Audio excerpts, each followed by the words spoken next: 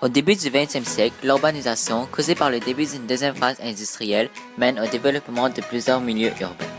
Dans cette présentation, nous vous parlerons de l'évolution des nombreux services et infrastructures caractérisant la société québécoise dans les années 1920. À partir des années 1920, la population du Québec se trouve surtout dans les milieux urbains.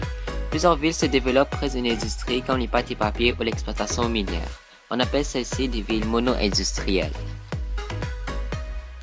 Cependant, Montréal, qui existe depuis déjà 2 siècles, reste toujours la plus importante ville commerciale du Canada. Elle attire beaucoup d'immigrants qui désirent venir s'installer dans la province du Québec. Dans les régions où la population est en croissance, on construit de nouveaux bâtiments offrant des services comme l'éducation, la santé ou l'administration.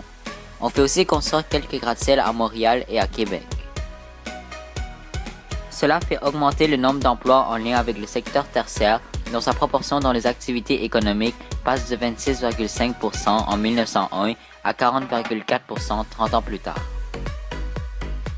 À partir de la fin du 19e siècle, les services d'électricité, de transport et d'aqueduc dans les villes sont contrôlés par des trusts qui sont des regroupements d'entreprises dirigés par une administration dans l'objectif d'établir un monopole. Ils font beaucoup de profit en faisant payer des prix très élevés aux consommateurs.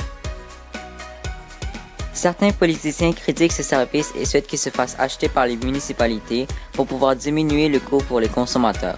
C'est donc en 1928 que la ville de Montréal parvient à acheter la compagnie Montreal Water and Power qui contrôlait un important réseau d'aqueducs.